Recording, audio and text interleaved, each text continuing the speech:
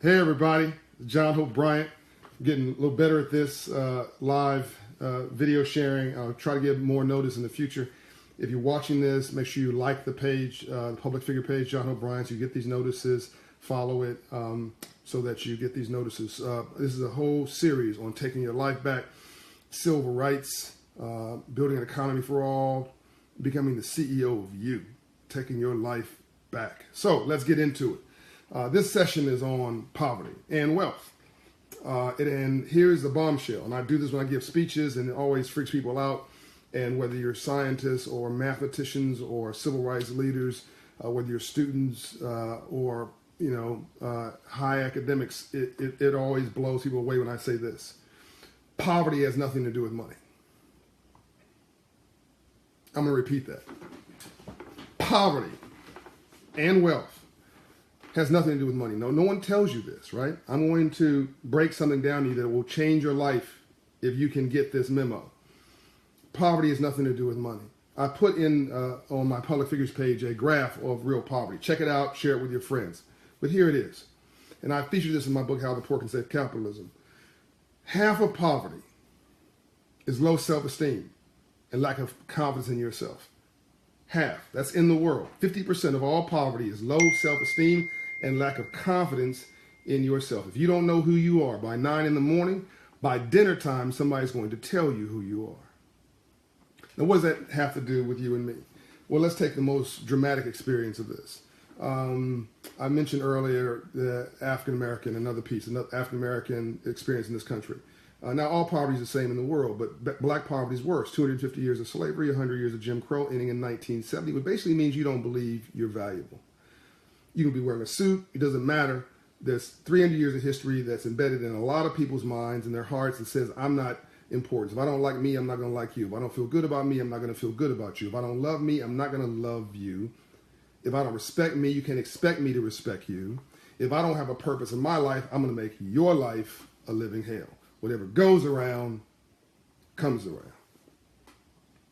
But this is, the case with everybody. This is not a black thing. This is a human thing. So half of poverty in the world is low self-esteem and lack of confidence in yourself. Now, and I'll break that down in another piece when I get into real depth. Let's talk about the second part of poverty. Crappy role models and a crappy environment. What does that mean?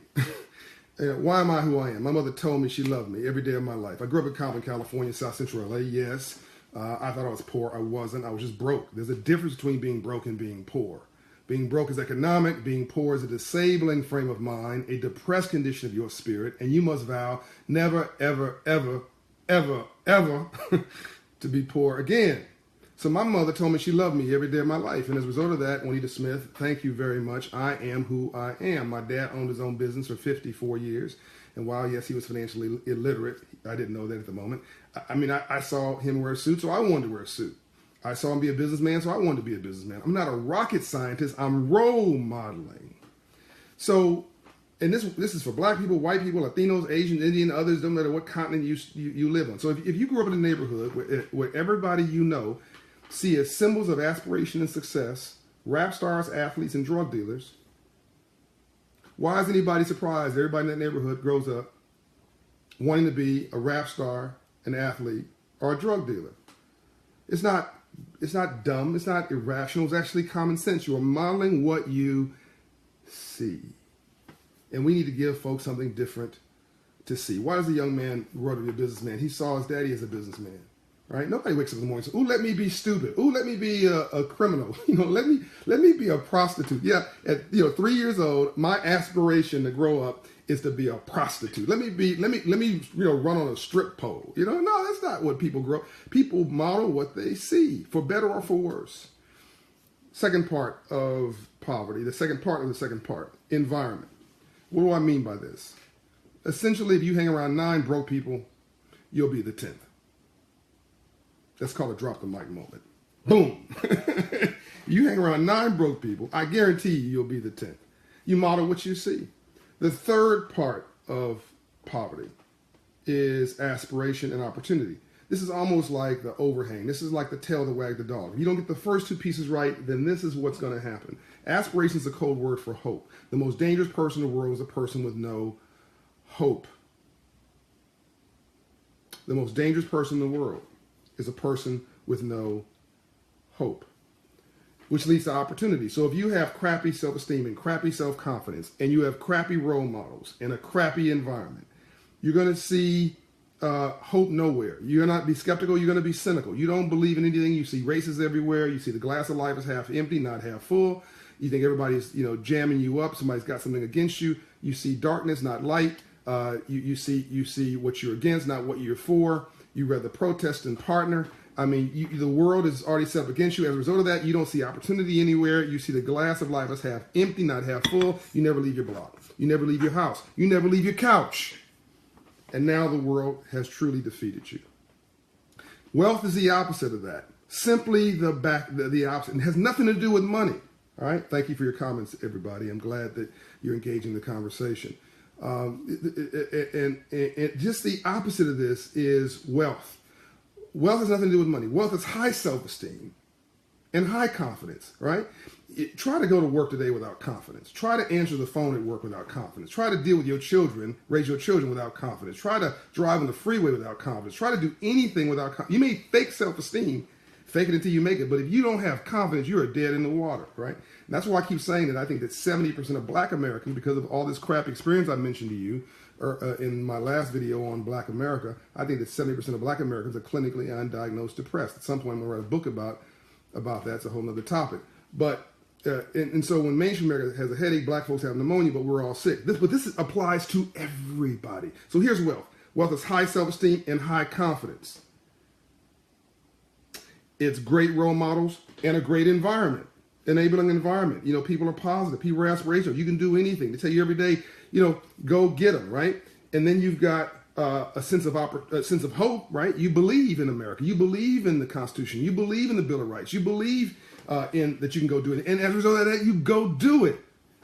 And then you have opportunity. You see opportunity everywhere. That's why in Detroit, right across the street from Canada, you got people who live in Detroit and not buying these houses for $2,000. They're selling houses in Detroit for $2,000. And you have strangers coming in Detroit, buying up all that real estate and robbing folks in plain daylight. And I don't mean robbing them illegally. I mean taking their opportunity that should be theirs from in front of them. And you can't blame them because they are seeing the opportunity and doing something about it.